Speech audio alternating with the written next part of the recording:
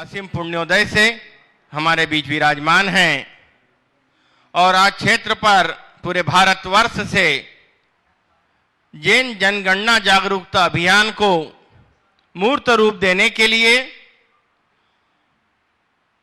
एक अहम शुरुआत करने के लिए सभी महानुभाव यहां पर इकट्ठे हुए हैं।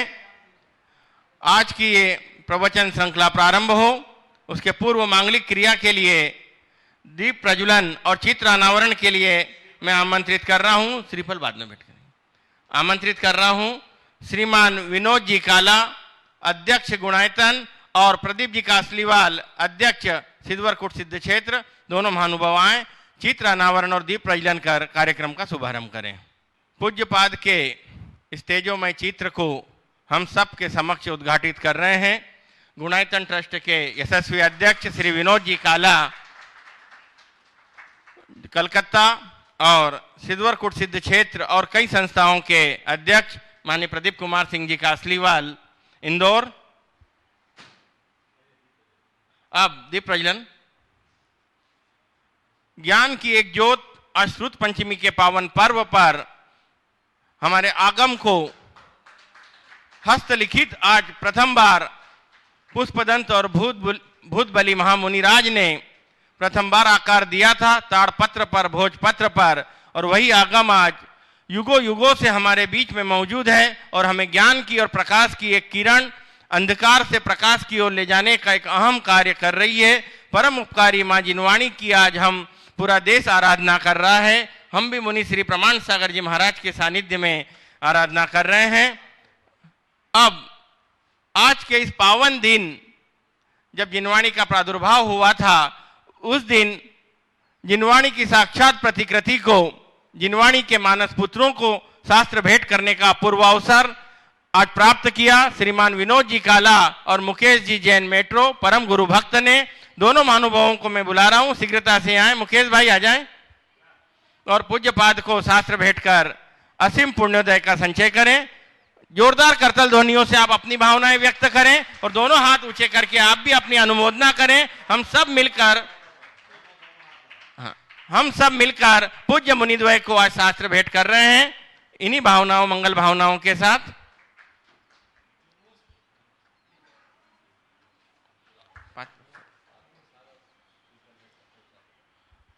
अब मैं पाठ प्रक्षालन और श्रीफल भेंट के लिए आमंत्रित कर रहा हूं श्रीमान विनोद जी काला साहब, श्रीमान प्रदीप जी कासलीवाल, एनसी जैन साहब दिल्ली, पीएल बेनाडा जी Agra, Subhash ji Jain CEO Gunayatan, Mukesh ji metro Delhi, NL Jain साहब जयपुर, विजय जी काला सनावद, सुनील जी जैन दिल्ली और अविनाश जी जैन सतना और विदिशा आ जाए, और श्रीमती पुष्पा जी कासलीवाल वे भी आ जाएं, और श्रीमती सुधा जी काला,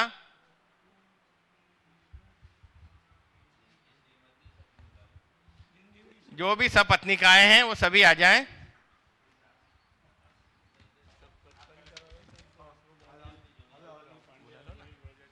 हसमुख जी गांधी, भाऊबली जी पंड्या, रमेश जी बढ़िया, आ जाएं आप, शीघ्रता से आ जाएं, कोई दिक्कत नहीं। ऐसी जैन साहब, महेंद्र जी पांड्या साहब आ जाएं।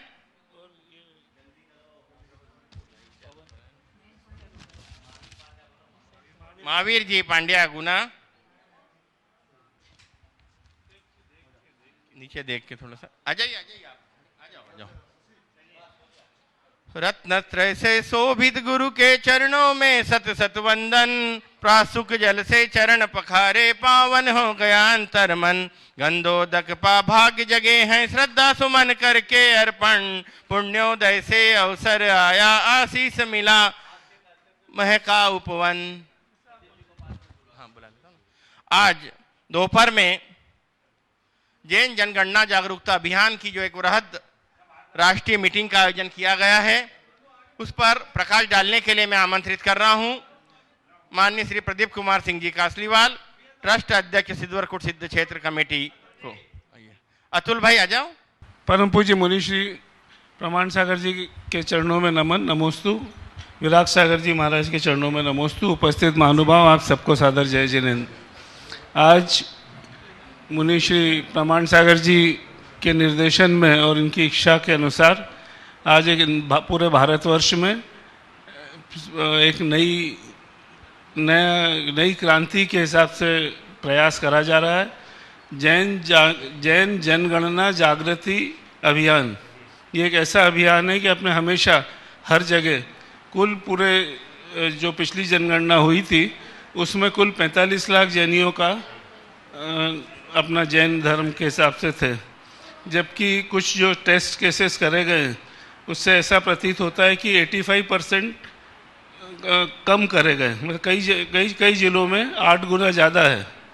तो एक इसके कारण जनगणना में अपनी कमी होने के कारण, शासकीय संख्या में कमी होने के कारण ये सारा हमारे को हर जगह नुकसान उठाना पड़ता है। पॉलिटिकली या अन्य क्षेत्र में हमारी आवाज़ दबी हुई है। एक समय में जो पूरे भारतवर्ष में दिगंबर जैनियों की के सभी जैनियों की जो तूती बोलती थी, तो अपनी आज के समय में जो जनगणना पूरी नहीं हुई है इसलिए थोड़ा सा सब जगह जो नुकसान उठाना पड़ रहा है और हमारी जो कमी लग रही है और समाज की एकता भी कम दिखती है। इस अवसर पर आज शाम को पूरे भारतवर्ष से सभी विद्वज्जन पधारे, सभी जो समाज के श्रेष्ठी वर्ग पधारे, मैं उनका सिद्धवरकुट क्षेत्र की तरफ से हार्दिक स्वागत करता हूँ। मुझे पूरा विश्वास है कि भगवान संभवनाथ के आशीर्वाद से और मुनिद्वय के आशीर्वाद से ये जो अभियान शुरू कर रहे हैं, इस अभियान में हमें अवश्य सफलता प्राप्त होगी। दिगंबर श्वेतांबर सब लोगों को इकट्ठा करके एक जैन जनगणना होके और सबको मालूम पड़ना चाहिए कि हमारी वास्तविक ताकत क्या है। हमेशा हम बोलते हैं कि हम सबसे ज़्यादा टैक्स देते हैं, हम सबसे ज़्यादा ये करते हैं, पर हम सबसे ज़्यादा यदि किसी को इस अभी वातावरण में नेग्लेक्ट करा जा रहा है वो जैन समाज ही है। तो आइए हम सब मिलकर आज के इस अवसर पर एक जो नया अभियान चालू कर रहे हैं उसमें सबका पूरे भारतवर्ष में हर व्यक्ति का सहयोग अपेक्षित है कि जब 2021 की जनगणना हो उसमें हर व्यक्ति अपने धर्म में जैन लिखा है। मैं एक बार पुनः मुनि श्री प्रमाण सागर जी का और विराग सागर जी का हृदय से आभार व्यक्त करना चाहता हूं कि उन्हें यह आयोजन सिद्धवरकुट सिद्ध क्षेत्र में से प्रारंभ कर रहे हैं और यहाँ से जो चीज़ शुरू होती है महाराज जी आपके आशीर्वाद से सक्सेसफुली होती है। तो हमें पूरा विश्वास है आप सबका सहयोग रहेगा। धन्यवाद। जय जैन। गुरु का आशीष और सिद्ध क्षेत्र की पुण्य भूमि की धरा से शुरुआत निश्चित ही अपने सोपान को प्राप्त करेगी। अब मैं पूज्य मुनि श्री प्रमाण सागर जी महाराज के चरणों में हम सब की ओर से त्रय बार नमोस्तु नमोस्तु नमोस्तु निवेदित करते हुए आज की इस प्रवचन श्रृंखला को प्रारंभ करने का निवेदन कर रहा हूं। पूज्य मुनि श्री प्रमाण सागर जी महाराज की, पूज्य मुनि श्री विराट सागर जी महाराज की। मुनि श्री सभी लोग अपने दोनों हाथ जोड़ ले और मेरे साथ महामंत्र के स्मरण के लिए अपना मानस तैयार करें।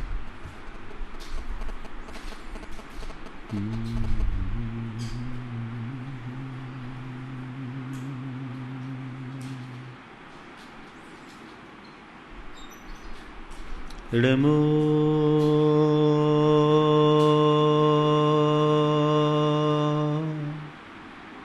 अरिहन्ताणं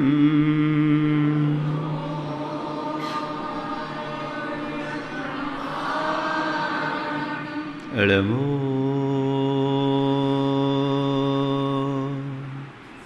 सिद्धाणं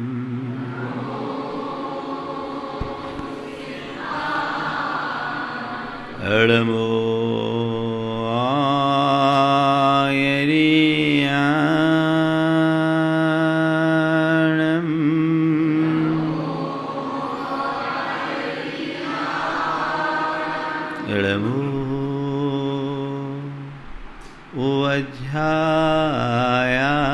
ओवध्यायाणं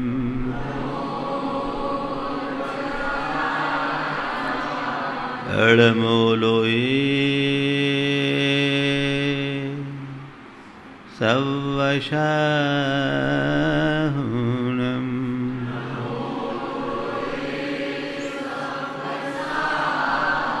एसो पंचिन मुयारो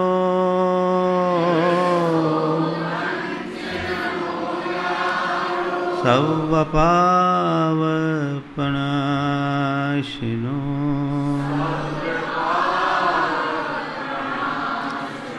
मंगलाणं च सवेशिं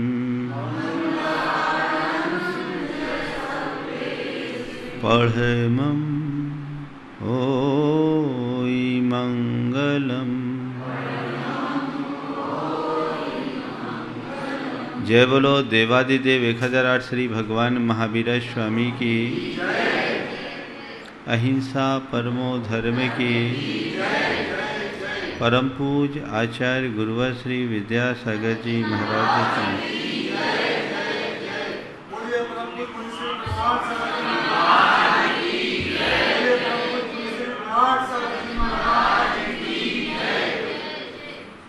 आज की तिथि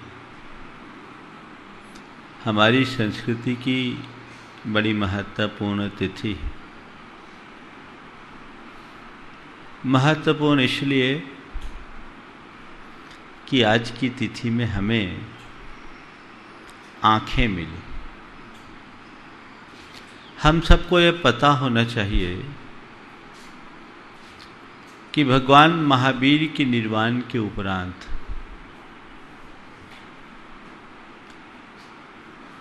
583 वर्षों तक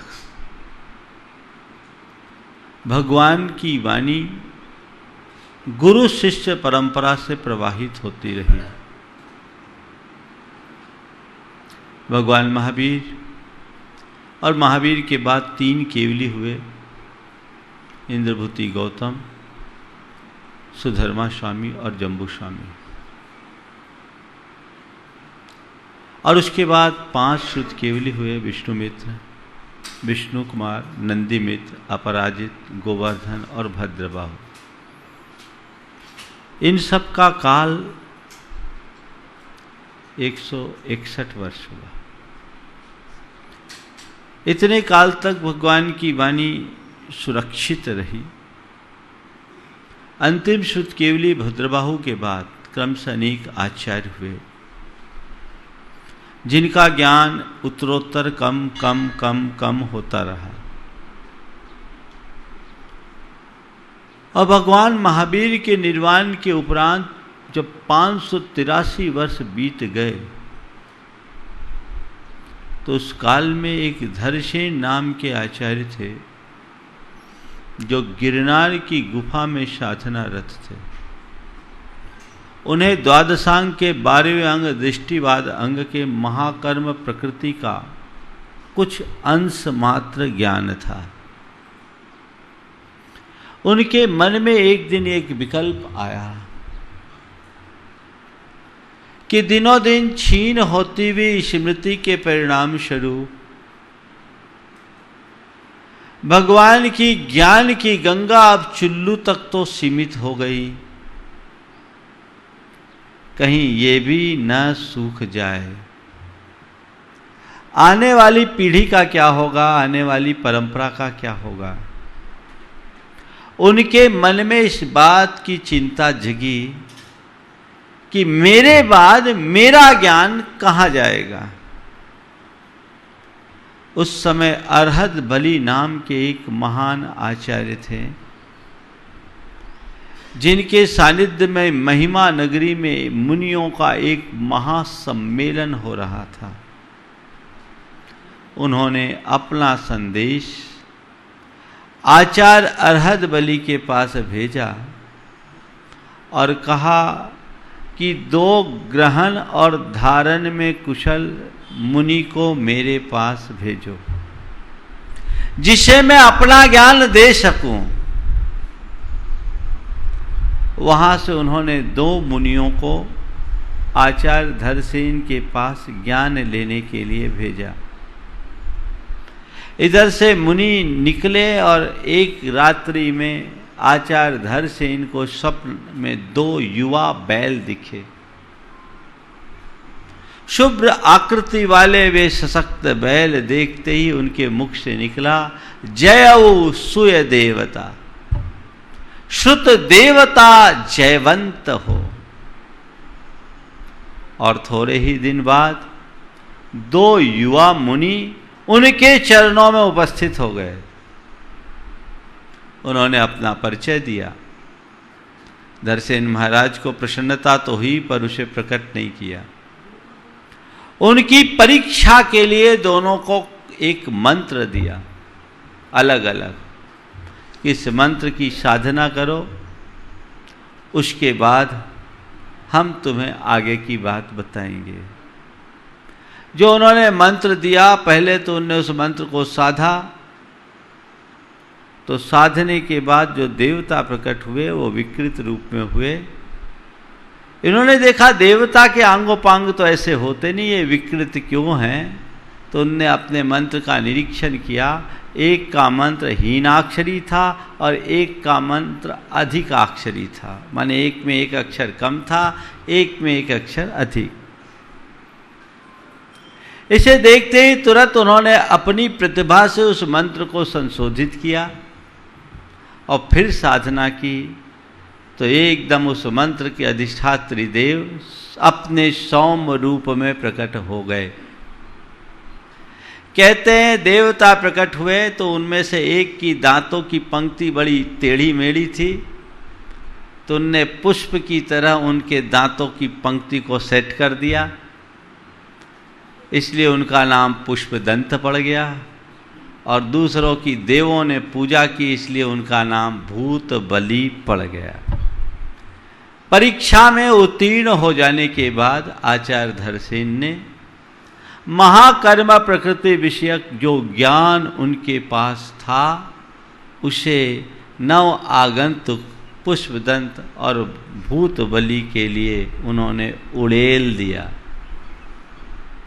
और वहाँ से ज्ञान देने के उपरांत तुरंत उनका विहार भी करा दिया।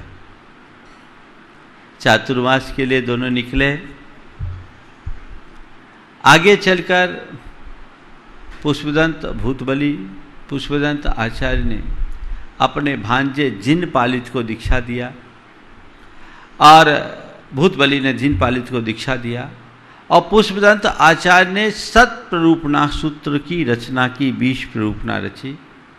उसके बाद उनकी आयु पूरी हो गई।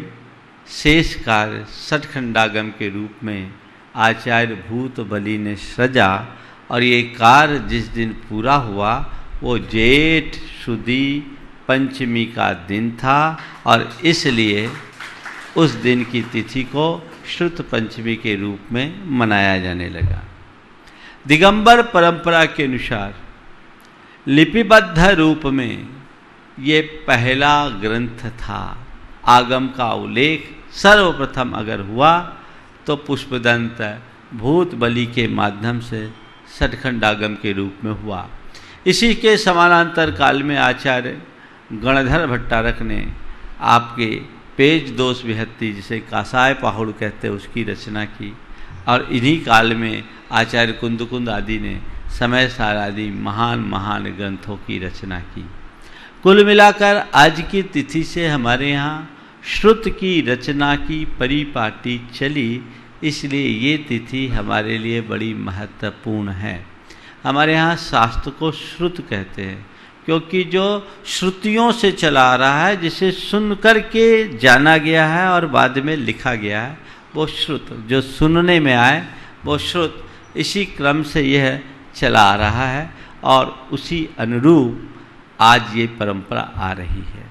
बंधुओं, मैं सोचता हूँ कि यदि कदाचित आचार्य धरसेन ने शास्त्र लेखन के लिए अपने पुष्पदंत और भूतबली को ज्ञान नहीं दिया होता, और पुष्पदंत और भूतबली जैसे आचार्य ने शास्त्र लेखन का मनोभाव नहीं जगाया होता, तो क्या आज हमें भगवान महावीर की वाणी का लाभ मिल पाता?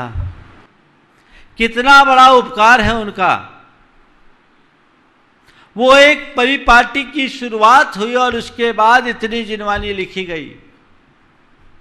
यद्यपि हम देखें तो भगवान की वाणी के आगे आज हमारे पास जो है बहुत थोड़ा सा है, बहुत थोड़ा सा, लेकिन फिर भी इस थोड़ी सी जिनवानी में भी हम अवगाहित होते हैं तो भव सागर से पार उतरने में हम समर्थ हो सकते हैं।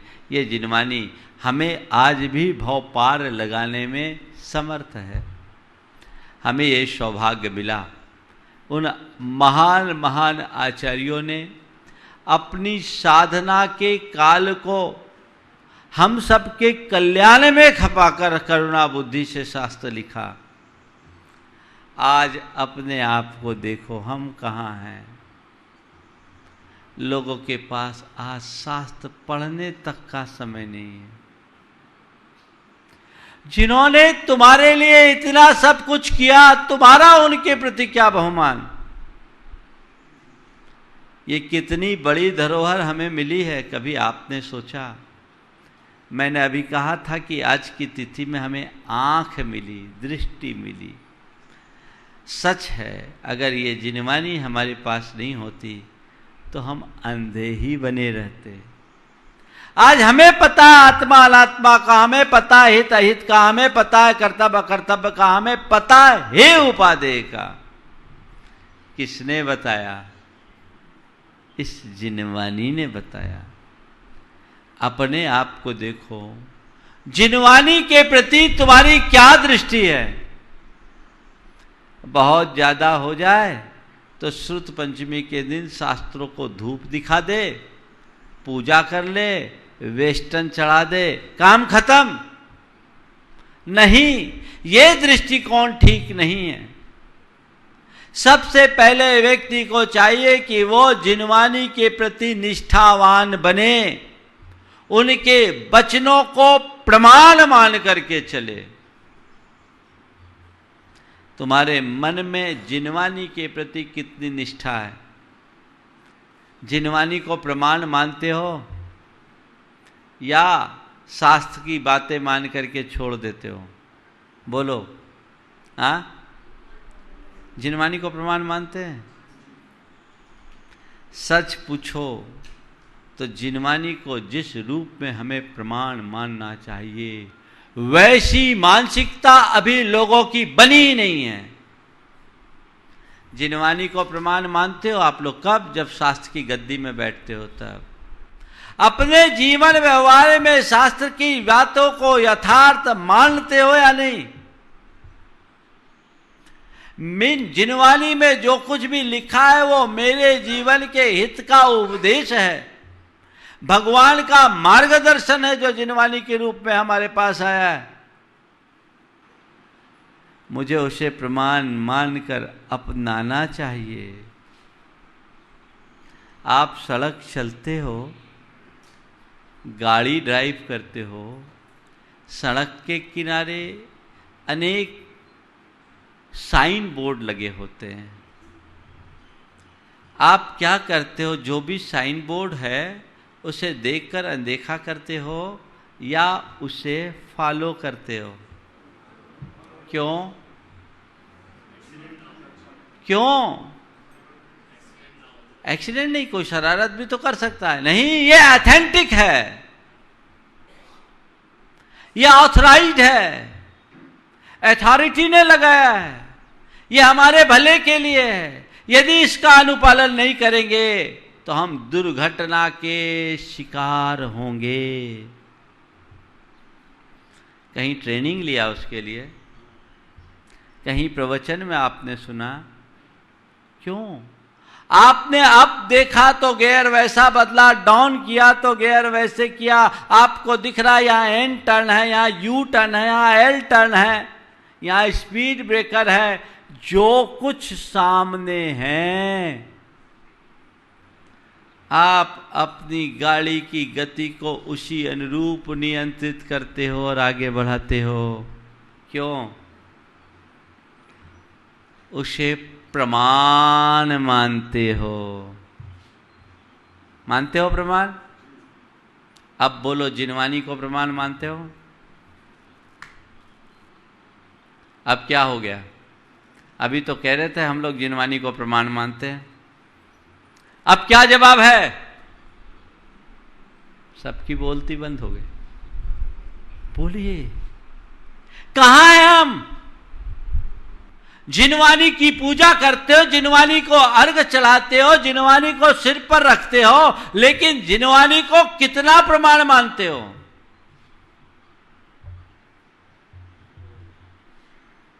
बात समझ में आ रही है? कितने कमजोर हैं हम, कितनी दुर्बलता है हमारी।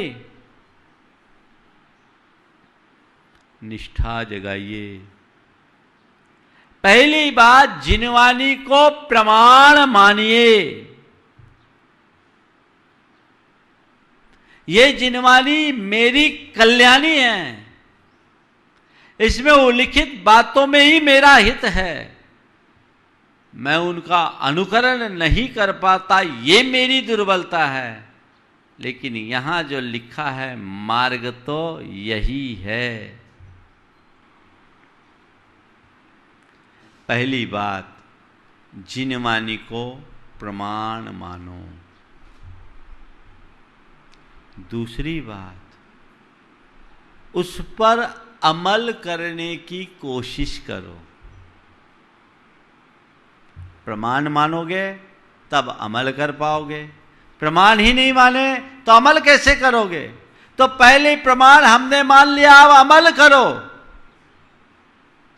कदाचित अमल न भी कर पाओ तो कम से कम गलत को सही ठहराने की कोशिश तो मत करो।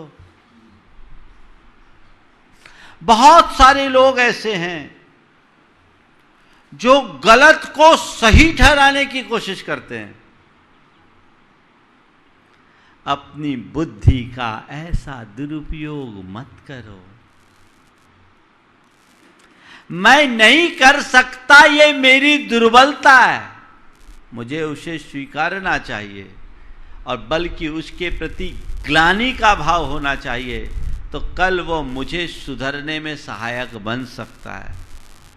लेकिन मैं अपने तर्कों के द्वारा अपनी बुद्धि को इस तरह से चलाऊं, नहीं, ये सब कुछ नहीं, ये सब पुराने जमाने की बातें, हमें युगानुरूप चलना चाहिए। ये सब तो पुरानी बातें हो गई, आज के समय जो हम कर रहे हैं वही ठीक है। गलत हो गया। तुम रात्रि भोजन नहीं छोड़ सकते, कोई बात नहीं, जिनवानी की मनाही है, रात्रि भोजन करने की मनाही है कि नहीं है? बोलो। हाँ, फिर भी तुम रात में कर रहे हो, ठीक है, ये मेरी कमजोरी है, ये मेरी दुर्बलता है, मुझे नहीं करना चाहिए। मैं अपनी आदतों के कारण या अपनी परिस्थिति बस रात्रि भोजन कर रहा हूं, ये मेरी एक कमजोरी है। इस आत्मग्लानि के साथ रात्रि भोजन करो, ठीक। और एक बोलता, अरे हाँ, वो पुराने ज़माने की बातें, आज तो एडवांस टेक्नोलॉजी का युग है, दुनिया बहुत आगे हो गई, रात में खाने में कुछ नहीं होता, ये सब तो धरा है। भाव शुद्ध रखो। बोलो, दोनों में अंतर आ गया। अगर जिनवानी के सच्चे श्रद्धानी होगे तो तुम गलत करोगे नहीं, और अगर गलत करोगे भी तो उससे ग्लानि करोगे, गर्व नहीं। एक तो उदाहरण दिया मैंने रात्रि भोजन का। रात्रि भोजन तो बहुत स्थूल चीज है। अपने जीवन में झांक कर देखो, कितनी कितनी गड़बड़ियां करते हो। सच बोलूं तो जिन बातों का निषेध किया गया ना, वही ज्यादा करते हो। बोलो। अच्छा ये बताओ, सड़क चलते हो और ग्रीन सिग्नल हो, गाड़ी ना बढ़ाओ तो कोई नुकसान है? ग्रीन सिग्नल सामने है, आप गाड़ी ना बढ़ाओ तो कोई नुकसान नहीं। लेकिन रेड सिग्नल हो और गाड़ी बढ़ा दो तो, हाँ, है ना? मैं आपसे केवल इतना ही कहता हूं, जिनवानी में जिन बातों को करने के लिए कहा गया है वो न कर पाओ तो कोई हर्जा नहीं। ग्रीन सिग्नल में भी गाड़ी नहीं चला रहे, आपकी मर्जी। लेकिन जिन बातों को निषिद्ध का बताया गया है, जिनका निषेध किया गया है, उनको करो। यानी रेड सिग्नल में गाड़ी दौड़ाओ, खतरनाक। आप लोग साथ उल्टा है। पूजा करने के लिए बोलेंगे, करने को तैयार हो जाओगे, पर गुटखा नहीं छोड़ सकते, है ना। कितनी कमजोरी है। यदि तुम्हारे हृदय में शास्त्र को प्रमाण मानने की भावना हो जाए तो तुम उस पर अमल करने में अपने आप सक्षम हो जाओगे। मेरे संपर्क में एक पुलिस के ऑफिसर है, इन दिनों एडिशनल एसपी है। सन 2001 में वो मुझसे मिला, नाम है सुरेंद्र जैन। उसने कहा महाराज, उस समय वो डीएसपी की पोस्ट में था, भिंड में पोस्टेड था। बोला महाराज मैंने रत्नगण सावकाचार्य की बचनिका पढ़ना शुरू कर दिया, स्वाध्याय किया। और बोला महाराज मैंने जब से स्वाध्याय किया मुझे बड़ा डर लगने लगा, हम कितना पाप कर रहे हैं। युवा था एकदम थे, हम कितना पाप कर रहे हैं महाराज। तब से हमने रात्रि भोजन छोड़ दिया और महाराज हमने रिश्वत का परित्याग कर दिया। आप सोच सकते हैं पुलिस जैसे विभाग में। बोला महाराज बस कभी कभी भिंड में जब हम लोग एलआरपी में जाते हैं, बीहड़ों में रहना पड़ता है, 2-2 3-3 दिन बाहर रहते, तो मुझे कभी कभार रात में लेना पड़ता है, पर मेरा मन उस समय भी मुझे कचोटता है। लेकिन महाराज स्वाध्याय करने से मेरी आंखें खुल गई और मुझे लगने लगा कि व्यर्थ में मैं अपने हाथ काले क्यों करूं। ये तो एक बार स्वाध्याय करने का परिवर्तन है। तुम में से बहुत से ऐसे हैं जो रोज स्वाध्याय करते हैं, उनका क्या परिणाम। शास्त्र पढ़ करके शास्त्र के नाम पर लड़ने वाले लोग बहुत मिल जाएंगे, लेकिन शास्त्र पढ़ करके अपने जीवन को बदलने वाले लोग बहुत विरल होंगे। यदि तुमने सच्चे अर्थों में शास्त्र को प्रमाण माना है तो तुम्हारा शास्त्र के वचनों पर पूर्ण विश्वास होगा, और शास्त्र के वचनों पर विश्वास होगा तो तुम्हारे आचरण में तो उतरेगा ही उतरेगा।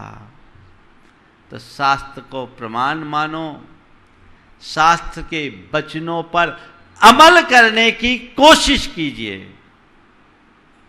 कल्याण तभी होगा। जीवन बदल जाता है। हमें वो बातें सीखने को मिलती है जो दुनिया में कहीं नहीं मिलती। तीसरी बात, शास्त्र के अध्ययन की रुचि जगाइए। आजकल लोगों की रुचि खत्म सी हो गई, अब तो पढ़ने की रुचि कम हो गई। जब से डिजिटल क्रांति हुई है, लोग अब पढ़ना कम कर दिए, सुनना और देखना शुरू कर दिए।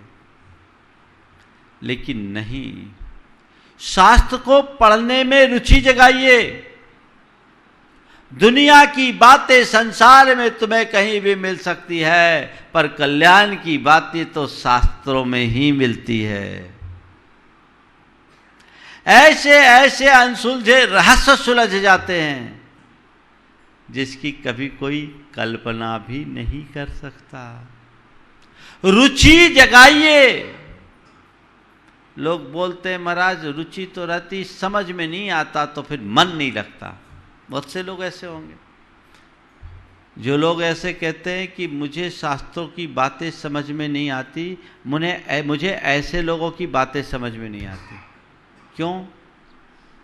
तुम्हें कंप्यूटर की सूक्ष्म बात को ग्रहण करने की बुद्धि तुम्हारे पास है। टेक्नोलॉजी को सीखने की सूक्ष्म बुद्धि तुम्हारे पास है, तो जिनवानी को समझने की शुद्ध बुद्धि क्यों नहीं है? प्रतिभा तुम्हारे पास है, कमी किसकी है? केवल रुचि की कमी है। अगर तुम्हारे मन में सच्ची रुचि जग गई तो शास्त्र को समझना कोई कठिन नहीं।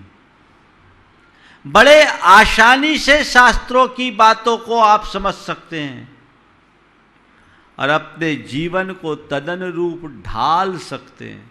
रुचि तो जगाइए। जैन जगत में एक बड़े विद्वान हुए हैं पंडित रतन चंद मुक्तार। उन्हें रेफरेंस बुक के रूप में नाम जाना जाता था। सारे शास्त्रों का उन्हें ज्ञान, और इतना ही नहीं, वो इतने अधिकार पूर्वक बोलते थे कि ये बात अमुक ग्रंथ के अमुक पृष्ठ की अमुक पंक्ति में है। सहारनपुर के थे। उनके जीवन का प्रसंग आप सुनोगे तो आश्चर्य करोगे। उन्हें हिंदी नहीं आती थी, संस्कृत नहीं आती थी, अंग्रेजी और उर्दू के ज्ञाता थे। संस्कार थे, धार्मिक थे, विनयशील थे। वो रोज मंदिर जाते थे और उन दिनों मंदिरों में गोमट सार का स्वाध्याय चलता था। समय सार का युग उस समय नहीं आया था। गोमट सार कर्मशास्त्रीय विवेचना करता है और उसमें बहुत सारी गणितीय विवेचना है। तो कुछ बुजुर्ग लोग स्वाध्याय कर रहे थे, वे अपने गणित में उलझे हुए थे, उनको कोई सॉल्यूशन नहीं मिल रहा था। ये ठिठक करके वहीं खड़े हो गए। इनकी गणित बहुत अच्छी थी। इनने देखा, समझ लिया कैलकुलेशन में चूक कहाँ है। इन्होंने तुरंत बोला कि आप इसको इस तरीके से करेंगे तो आपका प्रश्न हल हो जाएगा। और जैसे उनने बताया वैसा किया, सारा कैलकुलेशन क्लियर, उनकी प्रॉब्लम सॉल्व हो गई। वे बुजुर्ग बड़े अनुभवी थे। सब ने उनकी पीठ थपथपाई, कहा बेटा तेरी गणित बहुत अच्छी है, हम लोगों को गणित नहीं आती, तू आ जाया कर, रोज शास्त्र सभा में आया कर और हम लोगों को बता दिया कर। प्रोत्साहन मिला, प्रेरणा मिली, विनय और श्रद्धा तो थी ही। वे रोज शास्त्र सभा में आने लगे। दूसरे होते, आह कल का बच्चा आज हमको सिखाने आया, हमारी जिंदगी निकल गई पढ़ते पढ़ते, तू हमें बताएगा, शायद ऐसा बोल देते। लेकिन जो सच्चे ज्ञानी लोग होते वे इस तरह की भाषा का प्रयोग कभी नहीं करते। वे नियमित शास्त्र सभा में जाने लगे और बुद्धि उनके पास थी, विनय भी उनके पास था। वो जिनवानी के हार्द में प्रवेश कर गए और नतीजा क्या निकला? जिस विद्वान को अंग्रेजी और उर्दू के अलावा संस्कृत और हिंदी भी नहीं आती थी, उस विद्वान ने सतखंडागम के संपादन में अपना मूल्यवान सुझाव दिया। सतखंडागम का जब संपादन हुआ तो ताड़पत्रों में कई अंश टूटे हुए थे। सतखंडागम जो आश्रुत पंचमी को रचा गया, उसका अंश टूटा हुआ किसी भी प्रति में मिलता नहीं। अब क्या करे? प्राकृत में डीलिट विद्वानों ने उसका संपादन किया, लेकिन कई अंश ऐसे रहे कि यहाँ क्या पाठ योजना दी जाए किसी को समझ में नहीं आया। उसे सुझाया पंडित रतनचंद मुख्तार ने, जो आज भी ब्रैकेट में अंकित है। ये उनने अपनी कल्पना से लिखा है और बिल्कुल संयुक्तिक बैठती है। ये है स्वाध्याय या जिनवानी के प्रति रुचि का परिणाम। बोलो, हो सकता है या नहीं? तुम्हारे भीतर भी कोई रतनचंद मुख्तार बैठा है। रुचि जगाओ, लगन के साथ अध्ययन करना शुरू करो, देखो जीवन कितना बदलता है। अरे हमारे पल्ले ही नहीं पड़ता, पहले ही से बैठ लोग मान जाओगे तो फिर पल्ले कहाँ पड़ेगा? बताऊं आपको, श्रद्धा हो तो सब अपने आप अर्थ आएगा। मैं एक अपना अनुभव बताता हूं। गुरुदेव ने हमें संस्कृत पढ़ाया, पर प्राकृत मैंने आज तक नहीं पढ़ा। प्राकृत नहीं पढ़ा हूं मैं। पर जब मुनि दीक्षा के बाद मैंने पहला संकल्प लिया सठखंडागम के संपूर्ण अंगों का अध्ययन करने का, धवला की 16 और महाबंध के 7 भाग का मैंने अध्ययन किया, और सारा का सारा सठखंडागम मैंने मूल से पढ़ा, हिंदी नहीं देखी। प्राकृत के ग्रंथ को बिना प्राकृत भाषा के पढ़े मैंने पढ़ा। मुझे अर्थ में कहीं कठिनाई नहीं, और आज भी मैं प्राकृत के ग्रंथों की व्याख्या करने में अपने आप को समर्थ महसूस करता हूं, और बहुत अच्छे से व्याख्याएं कर देता हूं। मुझे कठिनाई नहीं होती। किसके बदौलत? किसके बदौलत? श्रद्धा के बदौलत। और विषय पर अधिकार हो तो भाषा अपना अर्थ देने के लिए खुद बाध्य हो जाती है। तुम कहते हो मुझे पल्ले नहीं पड़ता, ये बात मेरे पल्ले नहीं पड़ती। रुचि तो जगाओ, सब पल्ले पड़ने लगेगा। पहले ही मैं मान बैठता, रे प्राकृत तो मैं पढ़ा ही नहीं, इसमें तो समझ में नहीं आएगा, चलो हिंदी से देखो, तो हिंदी में ही रमे रहता। मैंने कहा नहीं, मूल को पढ़ना है, जो भगवान की वाणी उसे देखना है।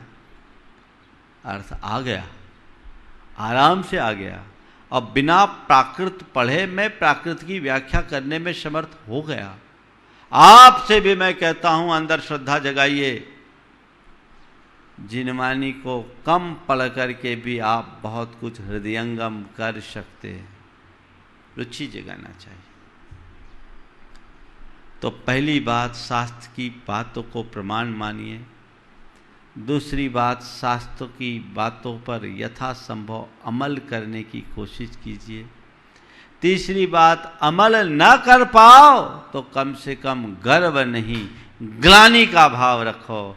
और चौथी बात, अपनी रुचि जगाइए। रुचि हो, लगन हो, विनय हो तो सब बातें अपने आप आ जाती है। आज सुत पंचमी के दिन एक संदेश मैं आप सबसे देना चाहूंगा। हमारी समाज ने बहुत प्रयास करके भारत के कुछ विश्वविद्यालयों में जैन दर्शन और प्राकृत की चेयर स्थापित की, विभाग खुलवाया, लेकिन आज वहाँ एडमिशन ही नहीं है, बच्चे ही नहीं है, छात्र ही नहीं है। स्थिति ये है कि वो सब बंद होने के कगार पर आ रहे हैं। कैसे होगा हमारी संस्कृति का प्रचार प्रसार? मैं आप सबसे कहना चाहता हूं, जिनकी पूरी पढ़ाई हो गई, खासकर महिलाएं जो थोड़ी फ्री रहती है, एडमिशन्स ले, परीक्षा दे, जैन दर्शन में एमए करने का सौभाग्य ले। जिनको भी अनुकूलता है, पुरुषों में भी जिनको अनुकूलता है नहीं तो अनुकूलता बनाए, और जैन दर्शन में एमए करने का प्रयास करे। जैन दर्शन और प्राकृत के प्रति आपका रुझान बढ़ेगा, तब जैन संस्कृति फलेगी फूलेगी। ध्यान रखना, जब तक भाषा है तब तक संस्कृति है। भाषा संस्कृति की संवाहिका है। भाषा अगर मिट जाएगी तो संस्कृति मिट जाएगी। प्राकृत हमारी मूल भाषा, हमारा मूल मंत्र नमोकार मंत्र प्राकृत में लिखा गया। और आज सतखंडागम जो हमारा सर्वप्रथम ग्रंथ था वो प्राकृत में निबद्ध ग्रंथ है। आचार्य कुंद के सारे ग्रंथ प्राकृत में निबद्ध है। श्वेतांबर परंपरा में प्रचलित सारे आगम प्राकृत में निबद्ध है। उसके प्रति तो रुचि जगाइए, थोड़ा समय निकालिए। आजकल केवल अर्थ करी विद्या के चक्कर में लोग इन सब बातों को भूलने लगे। मैं समाज के युवक युवतियों से कहूंगा कि इस तरफ भी ध्यान दे। बाकी जो ज्ञान है जीवन के निर्वाह का है, और ये जो ज्ञान है वो जीवन के निर्माण का है। निर्वाह से ऊंचा निर्माण है। हमें ये प्रयास करना चाहिए, जिनके पास भी अवसर और अनुकूलता हो वो इसमें दाखिल हो। मुझे मालूम पड़ा इंदौर में भी इसकी एक ब्रांच है, लेकिन स्टूडेंट्स न के बराबर है। आप एडमिशन लीजिए, समय समय पर जाकर के कॉलेज अटेंड कीजिए, और देश के कई यूनिवर्सिटीज में है, वहाँ आपको ये प्रयास करना चाहिए। श्रुत पंचमी के दिन यदि हमारी परंपरा के प्रति सच्ची विनयाञ्जलि प्रकट करना चाहते हो तो मैं समझता हूँ इससे श्रेष्ठ और कोई विनयाञ्जलि नहीं होगी। आप लोग भी अपने बेटों को, अपनी बेटियों को, अपने बहुओं को प्रेरणा दे कि बेटे ये कोर्स कर ले, ये तेरे काम में आएगी। इस बहाने तेरी स्वाध्याय की रुचि जगेगी, और कम से कम विश्वविद्यालयों में हमारे जैन दर्शन का प्रवेश बना रहेगा। ये प्रयास किया जा सकता है। तो ये श्रुत की आज बात है। हम श्रुत को समझे, श्रुत को सुने, सुन करके तल्लीन हो। श्रुत यानी सुन करके तल्लीन होना, पलट दो, तल्लीन हो करके सुनना। आप लोग तल्लीन होकर के तो सुनते हैं, पर सुन करके तल्लीन होने वाले लोग कम हैं। अभी तल्लीन होकर सुन रहे हो। जिस दिन सुनकर तल्लीन हो जाओगे, जीवन में आमूल चूल परिवर्तन घटित हो जाएगा। हमें वैसा ही प्रयास करना चाहिए जो हमारे जीवन की उन्नति का आधार बने, और हम अपने जीवन को सही दिशा दे सके, आगे बढ़ा सके। ये प्रयास आज के शुद्ध पंचमी के दिन हर व्यक्ति को करना चाहिए। थोड़ा ही सही स्वाध्याय कीजिए, रुचि जगाइए। थोड़ा थोड़ा स्वाध्याय करते करते भी बहुत कुछ पा सकते हो। मेरे संपर्क में एक युवक है जो पहले स्वाध्याय नहीं करता था, अब मेरी प्रेरणा से स्वाध्याय करने लगा। IITN है, सॉफ्टवेयर इंजीनियर है, और अब स्वाध्याय करने के बाद बोलता है महाराज लगता है कि सच्ची पढ़ाई तो अब की है, अब मेरा जीवन बदल गया। पहले जो मैं धर्म करता था तो एक पारंपरिक रूप में करता था, अब धर्म करता हूँ तो ऐसा लगता है पूरी तरह से प्रैक्टिकली कर रहा हूँ, जीवन में आनंद है। रुचि जगाइएगा, विस्तार पाइएगा, जीवन की दिशा और दशा बदलेगी। वो प्रयास हम सबको करना चाहिए।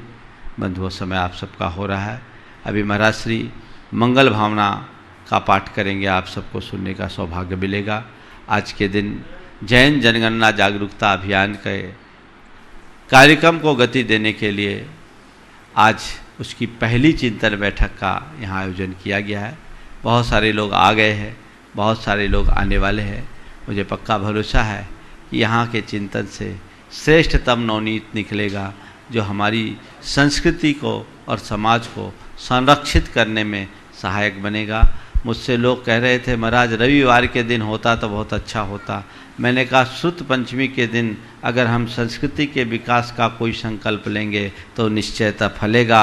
इसलिए इस तिथि से अच्छा और कोई दिन नहीं होगा। और मुझे बड़ी प्रसन्नता है, रविवार न होने पर भी बहुत शॉर्ट नोटिस में बहुत सारे लोग उपस्थित हो गए हैं। ये अभी शुरुआत है, हमें इस अभियान को अंजाम तक पहुंचाना है और इसको लिए गति देना है। जो भी लोग इस कार्य से जुड़ने की भावना रखकर यहाँ आए हैं, अपनी मानसिकता बनाएं, कमर कस के इस कार्य में जुट जाएं, जिससे हम समाज को एक अच्छा परिणाम दे सके। यहीं पर विराम ले रहा हूँ। महाराज श्री मंगल भावना का पाठ करेंगे। बोलिए परम पूज्य आचार्य गुरुवर श्री विद्यासागर जी महाराज। मंगल मंगल होय जगत में सब मंगलमय होय।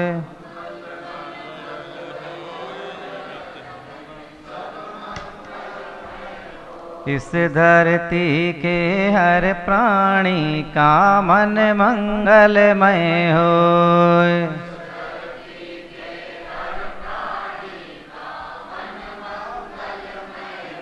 कहीं क्लेश कालेश रहे ना दुख कहीं भी होय।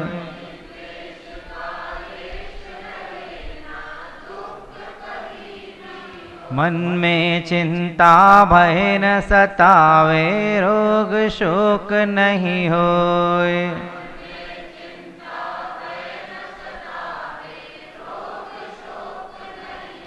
नहीं वैर अभिमान हो मन में क्षोभ कभी नहीं होय।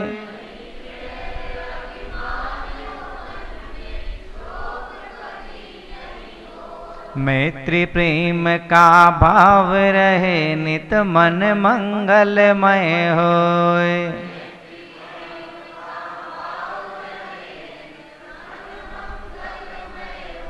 मंगल मंगल होय जगत में सब मंगलमय होय।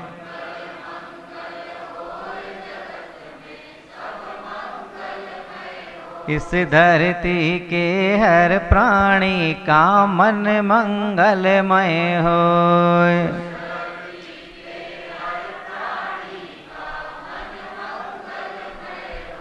मन का सब संताप मिटे और अंतर उज्ज्वल होय।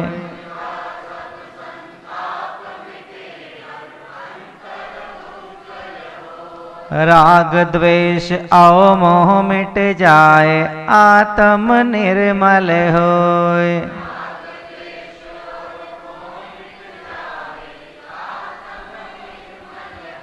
प्रभु का मंगल गान करे सब पापों का क्षय होय।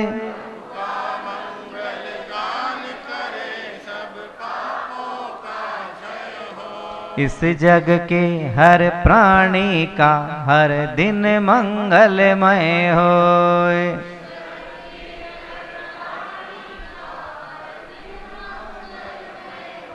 मंगल मंगल होय जगत में सब मंगलमय होय।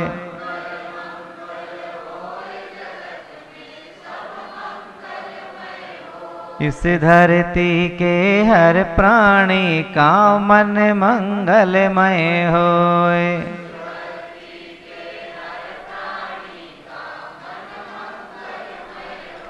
गुरु हो मंगल प्रभु हो मंगल धर्म सुमंगल होय।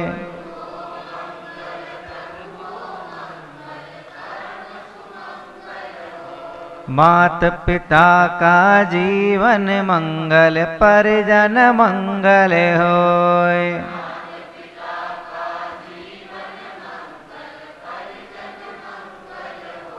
जन का मंगल गण का मंगल मन का मंगल होय।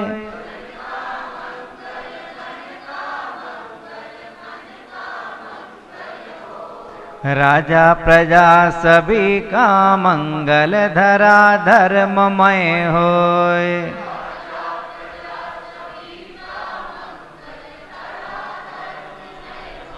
मंगल मंगल होय जगत में सब मंगलमय होय।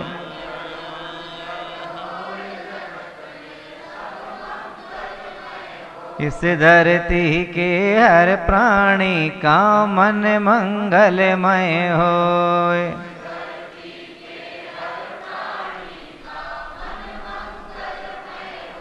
मंगलमय हो प्रात हमारा रात सुमंगल होय। मंगलमय हो प्रात हमारा रात सुमंगल हो। जीवन के हर पल हर क्षण की बात सुमंगल होय। जीवन के हर क्षण की रात सुमंगल हो। घर घर में मंगल छा जावे जन जन मंगल होय। घर घर में मंगल छा जावे जन जन मंगल हो। इस धरती का कण कण पावन आओ मंगलमय होय। इस धरती का कण कण पावन हो। मंगल मंगल होय जगत में सब मंगलमय होय। मंगल मंगल होय जगत में सब मंगलमय हो। इस धरती के हर प्राणी का मन मंगलमय होय। इस धरती के हर प्राणी का मन मंगलमय हो। सब जग में मंगल बड़े टले अमंगल भाव है। प्रमाण की भावना सब में हो सद्भाव। बोलिए आचार्य भगवंत गुरुवर श्री विद्यासागर जी महामुनिराज की जय जय जय। मुनि श्री प्रमाण सागर जी महाराज की जय जय जय। मुनि श्री विराट सागर जी महाराज की जय जय जय।